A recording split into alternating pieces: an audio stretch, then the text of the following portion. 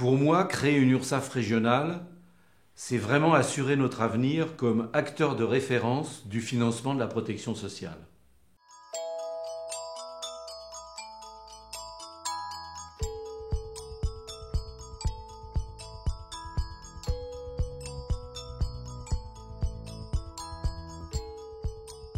La création de l'URSSAF régionale va être une force pour notre réseau. C'est une suite logique de la mutualisation et de l'harmonisation des pratiques qui ont été menées depuis plusieurs années. C'est une URSSAF plus forte, avec plus de compétences, plus d'expérience. Elle représente des opportunités pour un grand nombre de salariés, mais c'est aussi une source d'inquiétude pour beaucoup de mes collègues de la région que j'ai pu rencontrer ces derniers temps. C'est vrai que j'ai quand même pas mal de questions et d'interrogations, à savoir si demain je vais devoir contrôler dans toute la région ou rester quand même localement dans mon URSSAF. Donc je pense qu'il y a un aspect humain qu'il faudra quand même prendre en compte. Qu'elle va permettre une meilleure communication entre les organismes. Cette régionalisation sera un franc succès si l'accompagnement du personnel et l'évolution du système d'information est une réussite. La régionalisation, c'est du quotidien. C'est une activité dans les offres de services que l'on fait depuis plusieurs années.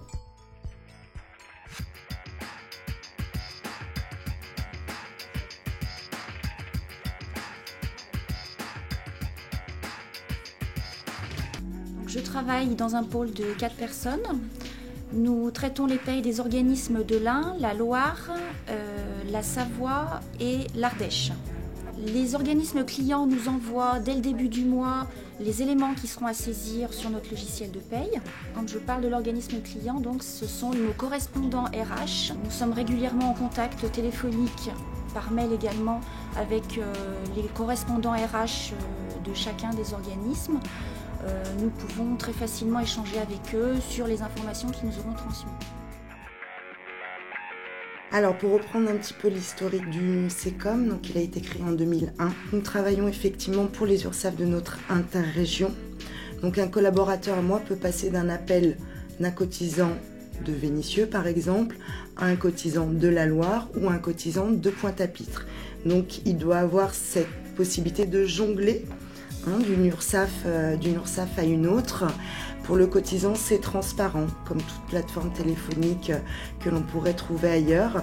Nous sommes vraiment sur de l'information, du conseil et de l'accompagnement. Donc la mutualisation de cette activité a permis évidemment de renforcer notre qualité de service vis-à-vis des cotisants et des tiers déclarants, en apportant sur le territoire de la région une harmonisation de la qualité de la réponse, une harmonisation de l'amplitude horaire de réponse téléphonique.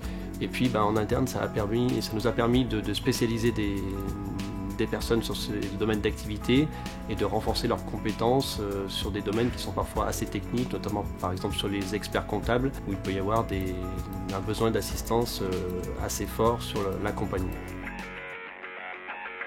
Donc, le pilotage régional du contrôle s'est organisé depuis maintenant presque 4 ans. Il repose sur une équipe composée d'une quinzaine de managers, sur une centaine d'inspecteurs, sur 24 contrôleurs sur pièce.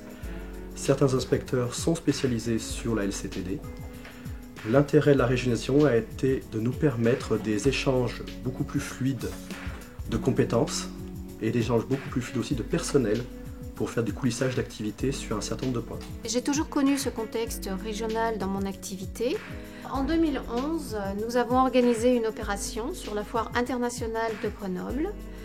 Donc tous les départements étaient représentés. Il y avait une quinzaine d'inspecteurs. Ça permet d'échanger sur nos différentes méthodes. Et ça permet de rendre plus efficace le contrôle avec une plus grande envergure.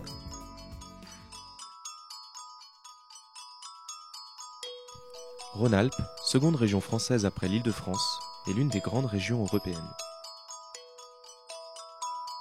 Elle bénéficie d'une position privilégiée, partageant une frontière avec la Suisse et l'Italie.